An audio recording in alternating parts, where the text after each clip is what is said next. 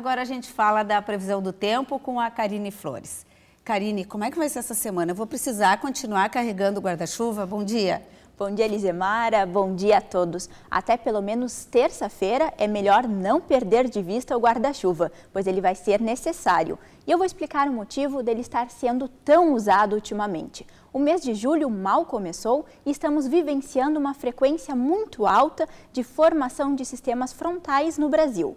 Junto com isso, uma corrente de jato subtropical vem empurrando um canal de umidade para a região sul do país. Todos esses fatores contribuem para que as instabilidades não se afastem totalmente do estado. Ou seja, até terça, os produtores que precisam realizar algum tipo de trabalho de campo vão ficar prejudicados pelo solo encharcado. Depois disso, o tempo fica seco e frio. E esse frio, Karine, rigoroso, vai ser muito forte. Eu te pergunto porque daqui a pouquinho a gente vai exibir uma reportagem falando sobre vinhos. É um momento para a gente degustar um bom vinho, perto de uma lareira, bem aquecido num ambiente quente. Com certeza, Elisemara, é melhor aproveitar o final de semana para separar o vinho, ir às compras, no caso de quem não tem a bebida em casa, porque vai ser preciso se aquecer. A partir de terça-feira, as instabilidades perdem força e vem frio. Muito frio. As temperaturas vão chegar facilmente a 0 grau na região central, Serra, Campanha e até perto da região metropolitana. Há previsão inclusive de geada, mas nada que cause danos em áreas produtoras. Então, é melhor aproveitar esse período seco e frio para avançar na semeadura. Além disso, com solo menos úmido, as culturas conseguem se desenvolver com maior qualidade e aproveitar os raios solares que aparecem em dias sem chuva. Olha, Karine, acho que só o vinho não vai ser suficiente. Acho que precisa puxar um poncho. Mas, olha só, uma notícia que pode auxiliar na tomada de decisão dos produtores quanto ao clima, Karine. A ministra da Agricultura pediu apoio à Agência Meteorológica do Japão para ampliar a capacidade operacional do Instituto Nacional de Meteorologia, o INMET. Kátia Abreu visitou a sede da agência para conhecer em detalhes o trabalho desenvolvido na previsão do tempo e de tufões, além do sistema de anúncio e alertas em nível local e nacional. A intenção é firmar uma parceria para aumentar a capacidade do Brasil de disseminar alertas de tempo severo à população em tempo hábil para a tomada de ações apropriadas pelo poder público e, claro, pelos produtores também, Karine. Uma ótima notícia. Com certeza. Nos meses de frio, aumenta o consumo de vinho. E também a dúvida, qual vinho harmoniza com qual prato? Nós viemos a uma casa de vinhos conversar com uma enóloga para esclarecer a questão. Maria Amélia Flores. Eu convido alguém só para bater um papo em casa. O que eu posso servir? Bom, o espumante é sempre a pedida, seja inverno, verão, porque o espumante é um bem receber, ele é um aperitivo gostoso e ele acompanha bem vários pratos da refeição. Mas se a pessoa tem a ideia de seguir num vinho tinto, um Cabernet Sauvignon é sempre uma boa opção. Ou outra ideia é surpreender, buscar alguma coisa bem diferente e até o vinho vira o assunto, ele vira o mote da conversa, de procurar na internet o que você está bebendo. Então, esse inverno as pessoas estão seguindo bastante a tendência de procurar coisas diferentes. E o coringa, dá para se dizer que seria também o espumante que vai combinar com qualquer prato que eu resolva servir? Sim, o espumante sempre é uma alternativa, até porque tem pessoas, às vezes, que gostam de uma bebida mais leve e etc. Geralmente, ele se adequa super bem. Mas ele vai junto com a refeição ou é só para abrir o apetite? Não, o espumante hoje vai com toda a refeição, completo. Se pegar um brut método champenoise bem encorpado, vai super bem com uma pizza, com uma massa. E o que combina com o quê? O vinho branco combina mais com que tipo de prato? Primeira regra é que o gosto pessoal. Você tem que beber aquilo que você gosta junto com a comida que você aprecia. Nós que estudamos o assunto gostamos de dar dicas para as pessoas apreciarem um pouquinho melhor, mas não gostamos de deixar todo mundo preso a isso, porque o vinho tem que ser um prazer e a pessoa tem que se divertir bebendo. Então, o vinho branco, a gente tem que pensar na textura do prato. Ele vai acompanhar pratos realmente mais leves, como um peixe. Já se for um bacalhau que tem um molho um pouquinho mais elaborado, vai para um tinto de médio corpo, como um Pinot Noir. O salmão é super versátil. Se tem um salmão cru, você vai ter um vinho branco leve ou um espumante até chegar num... Por exemplo, que tem um molho de queijo ou uma massa junto, pode ser servido até com um tinto também. Bem como outra carne que está voltando, carne de porco e etc., ela também combina com brancos e tintos.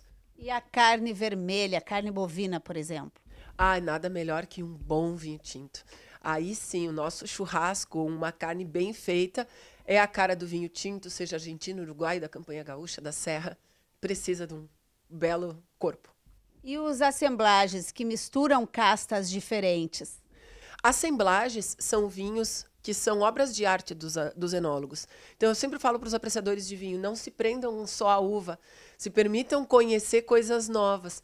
E o assemblage é um complemento de uma uva com outra. Tem agora algumas vinícolas lançando até misturas de anos. Sempre é super interessante conhecer. A rolha faz diferença se for sintética ou de cortiça? A rolha de cortiça de boa qualidade, ela vai ficar restrita aos grandes vinhos. Hoje em dia, entre uma rolha de cortiça muito simples, que pode causar vários problemas de vazamento, de ter algum mofo, alguma coisa assim, aquelas rolhas tipo tampa de rosca, screw cap, ou a rolha sintética são ótimas alternativas. Não precisa ter preconceito, não precisa ter medo. Tem grandes vinhos já que são servidos em rolhas de screw cap, não tem problema nenhum. E como deve ser conservado o vinho? O vinho é uma bebida bem pertinente. Ele é muito sensível à luz, à temperatura, a qualquer tipo de variação, até a vibrações. Então, mesmo que você não tenha em casa uma adega refrigerada, tenta guardar ele ao abrigo da luz, sem essa variação de temperatura. Evita que ele pegue sol, óbvio. O vinho pode estragar de um dia para o outro, se for... às vezes você faz a cozinha, bota a lâmpada ali perto da adega, não pode. Então, é cuidar isso, temperatura e exposição à luz. Aqui, por exemplo, nós estamos sentadas à frente de uma adega com as garrafas guardadas deitadas. Esta é a forma correta? Sim, para as garrafas que são de rolha de cortiça, o ideal é ser deitada. Isso porque a rolha fica umedecida e evita vazamentos, evita mofo e etc. A vantagem da rolha tampa rosca é que agora não precisa mais guardar deitado. O espumante também tem que ser guardado deitado. Já o vinho do Porto, em pé, porque o álcool pode destruir a cortiça. E quanto tempo eu posso guardar uma garrafa de vinho para consumir? Isso é muito relativo conforme o tipo de vinho que você adquiriu. Esses vinhos mais baratinhos, mais fáceis de a gente encontrar nas redes de supermercados, etc., eles são feitos para ser consumidos logo. Então, não recomendo que a pessoa fique guardando em casa por muito tempo. Agora, um grande vinho, conforme a vinícola produtora, ele pode ser guardado por 5, 10 anos. Mas isso a pessoa tem que ler realmente de onde ele veio, a procedência, etc. E tem um utensílio que é indispensável. Além da taça, o saca-rolhas, fundamental. Por quê? Porque é importante, não pelo valor do saca-rolhas, que você observe sempre que ele tenha uma espiral, para que a rolha não se danifique na hora de tirar. Um espiral e uma alavanca. E o vinho rosé, que parece ser mais uma novidade que chegou mais forte nos últimos tempos, ele combina com o quê? Bom, o vinho rosé, ele é excelente para peixes. Ele é um vinho que às vezes tem robustez de um vinho tinto, alguma coisa dos taninos, mas também tem uma suavidade do vinho branco. E ele voltou, até porque eu acho que as pessoas estão viajando mais, na França se toma muito vinho rosé, voltou sem preconceitos, até porque também a qualidade do vinho rosé melhorou muito. Então, não se prenda a ideias antigas, daquele vinho rosé adocicado, que dava dor de cabeça, etc. E voltou com tudo. As pessoas estão provando e estão gostando. Falando em dor de cabeça, às vezes a gente ouve ainda, não tomo vinho porque dá dor de cabeça. O vinho dá dor de cabeça? Não, vinho não dá dor de cabeça, vai variar a quantidade e óbvio, se às vezes você vai tomar um vinho de baixíssima qualidade, pode ter algum conservante, alguma coisa, e muitas vezes tem aqueles jovens que tomam um porre, uma coisa assim com vinhos de muito baixa qualidade, depois passam a vida inteira sem tomar vinho com aquela lembrança. Não, não faça isso, o vinho não é uma bebida para se embriagar, é para você beber um pouquinho e apreciar ela algum prato, a uma boa companhia. Então, temos uma taça dessas e um copo para a água, está tudo bem, se assim for a mesa. Está tudo ótimo. A melhor companhia para um bom vinho Além da água, são boas pessoas, quem sabe uma boa viagem, quem sabe uma boa gastronomia, e não uma ressaca e etc. Então, o vinho sempre com moderação, acompanhado de muita água para se hidratar e, óbvio, boas energias, que é isso que aquece o inverno. Boas energias, saúde! Saúde, tchim-tchim. Além do vinho, o inverno tem um cardápio especial, principalmente aqui no estado, onde o frio é atração turística. A gente encerra o Agroband com dicas para aproveitar o que a estação tem de melhor. Nhoque à bolonhesa foi o almoço de hoje deste casal, que durante o inverno comete exageros. A gente come muito mais, a gente precisa, né? O corpo ele precisa de energia. Principalmente massas, coisas mais calóricas, né? Gostosas. Neste restaurante, o carro-chefe é a sopa de capelete, uma receita antiga com massa caseira e caldo de frango. A mãe me ensinou a fazer isso, né? Faz 41 anos que eu faço. Como é que você contribui para ficar ainda melhor? Muito amor, né? Muito amor na panela. E eu fiz questão de provar a sopa da Terezinha. Nossa, mas é muito bom. Tem mais um pãozinho. Terezinha, isso aqui é uma maravilha, isso aqui é dos deuses, parabéns, viu? Olha, e no inverno não tem coisa melhor, porque é bem quentinha. É ótimo, muito, muito bom. Esquenta até a alma. O churrasquinho de rua também tem preferência no cardápio. Frango, cebola e pimentão e salsicha. Bom, a gente está no meio do inverno, mas você aqui está passando calor, com Tá? certeza. Maior calorão aqui hoje. E na hora da sobremesa, difícil resistir. Muito gostoso. Muito mesmo.